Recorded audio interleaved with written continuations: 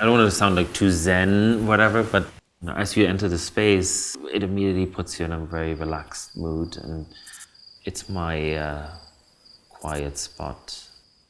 And I think it's a quiet spot I was longing for too.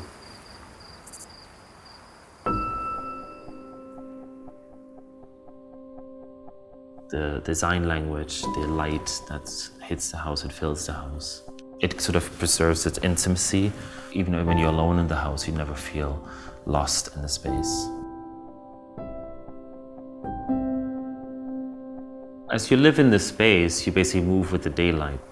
The sun hits the house in the morning. Where the pool is, that's where my dining area is. And as you move forward into the evening hours, the sun comes from the west and hits then the lounge area.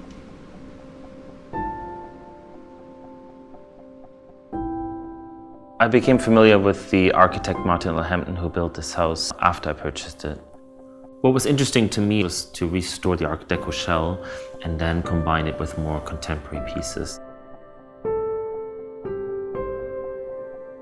I did not want to preserve this house and then also put inside also all Art Deco pieces, furniture pieces. That would be too nostalgic for me. Like, I wanted to create a more interesting, more contemporary mix of design styles inside that's more relevant to the now and more relevant to today's sensibility. It's more an assembly of memories, I believe. Elements that I've collected over the times that remind me of different travels, different experiences, different people in my life.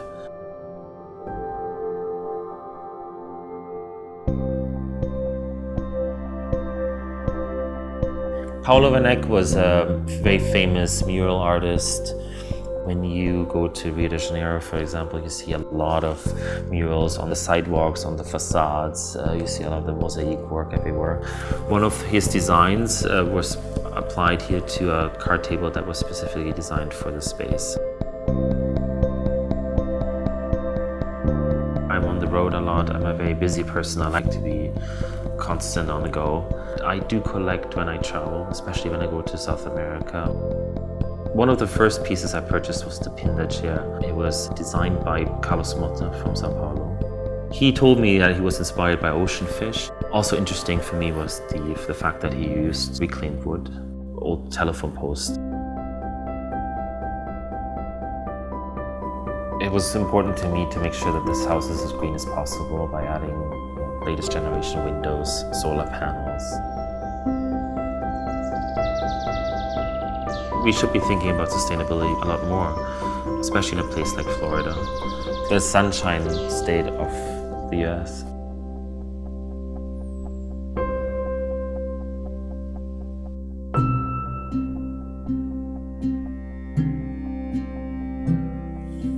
The title of this photography is Reaper in the Sun. It's by New York-based artist Trevor Paglen. I was immediately drawn to it just by its coloring and its size, but also the story behind it. It shows a drone flying over a test area for the military in Nevada.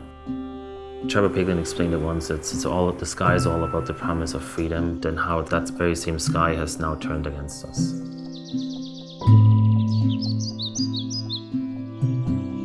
I'm not about chaos, I'm not about clutter, I'm not about overly decorated spaces.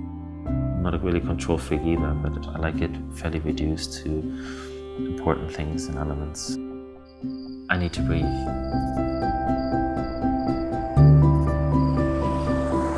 I wanted to create a little oasis for myself. And so, for example, the gardening, I kept it very lush and very tropical.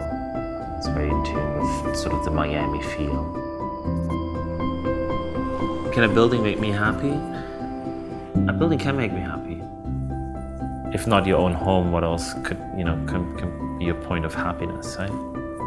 It should be your happiness.